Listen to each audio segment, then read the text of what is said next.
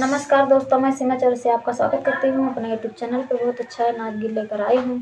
अच्छा लगे तो लाइक सब्सक्राइब जरूर करें, शेयर करें, सपोर्ट करें आप लोग। और गीत अच्छा लगे तो प्यारा सा कमेंट जरूर कीजिएगा आप लोग। धन्यवाद। या कामुठी जीरावा बोवले नदिया तीरवा, बोवले नदिया तीरवा, मरना नदिया हो जीरावा फूलाने का चिनार, मरना नदिया हो जीरावा फूलाने का चिनार। अरे दिया हूँ न सासु मोरी सुपवा बढ़ानिया हो, सुपवा बढ़ानिया। अरे दिया हूँ न सासु मोरी सुपवा बढ़ानिया हो, सुपवा बढ़ानिया।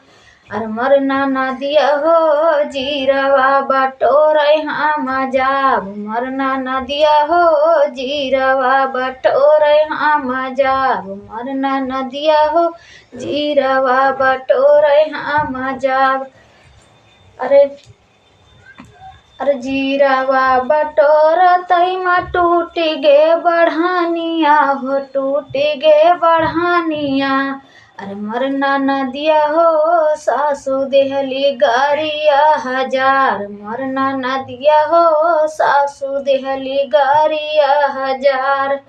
अरे काहे तू सासु मोरी भैया गारिया वलूर, काहे तू सासु मोरी बपई गारिया वलू। मरना नदिया हो नैहरे से बढ़नी मंगौबै, मरना नदिया हो नैहरे से बढ़नी मंगौबै। अरे राहिया बटोहिया अरे सुना हो मोरे भाइया, राहिया बटोहिया सुना हो मोरे भाइया, तुही ना मोरे भाइया। अरे मरना नदिया हो हमारो संदेशा ली है जाओ, मरना नदिया हो हमारो संदेशा ली है जाओ।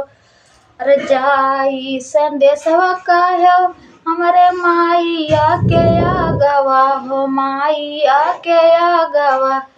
मरना नदिया हो भेजी दिया है बढ़नी तोहार, मरना नदिया हो भेजी दिया है बढ़नी तोहार।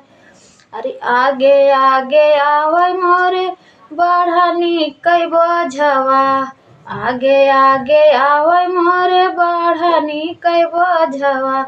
मरना नदिया हो पीछवा से बीरना हमार, मरना नदिया हो पीछवा से बीरना हमार। अरे लियहू न सासु मोरी अपनी बढ़ानिया, लियहू न सासु मोरी अरे बढ़नी कई बोझवा।